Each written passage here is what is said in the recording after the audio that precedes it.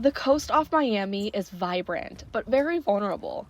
This fragile ecosystem is under threat from rising sea levels and strong storms. And for PhD student Maya Brooks, the issue is personal. I've always been a very curious little girl, and I always loved science, but I didn't see any scientists around me. So I didn't really think about it as a profession. Maya grew up in Detroit, Michigan, far from the ocean.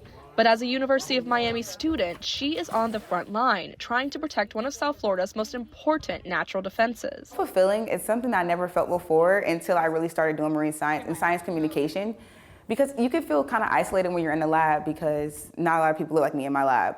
But when I'm doing science communication, I'm able to reach these communities that do look like me, that did not know anything about my work. Florida's coral reefs have lost more than 90% of their cover since the 1970s, largely due to rising temperatures and pollution. And in the past few years, mass bleaching events have affected large sections of living coral. But that's where the program that Maya is working on comes into play. Resiliency is an NOAA-funded program that combines science with community action. Along with hosting coastal cleanups, Resiliency takes volunteers out on the water to help monitor and plant coral reefs. I think the special thing about community science is that it can be a light bulb for someone.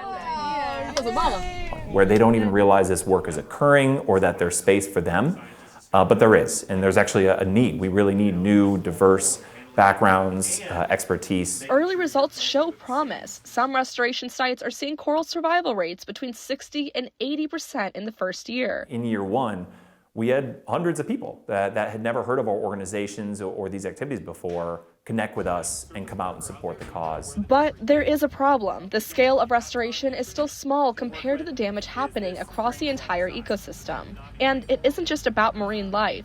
Coral reefs can reduce wave energy up to 97%, acting as a natural barrier against storm surge. Without them, coastal communities like Miami face greater flooding and damage from storms. It might seem like going out and planting sea oats on the beach or going out and planting corals out on the reefs is, not really going to affect you immediately. But in the long term, think about hundreds of thousands of people or tens of thousands of people doing those exact things, restoring the habitats that protect us. The mission goes beyond science. With this work, the program highlights not only the science behind conservation, but also the people it impacts. The message is simple. The ocean belongs to everyone, and protecting it requires everyone's voice. Because I feel like my community, we have this very negative notion of the ocean, and I want to change the perspective because I want to change what a marine scientist could look like. And for my kids to know, or my future just in general, people who looks like me, to know that we can do this work and we are part of this world too. Through cleanups, education, and hands-on restoration, programs like Resiliency are trying to build both a stronger ecosystem and a stronger community that cares more about the ocean.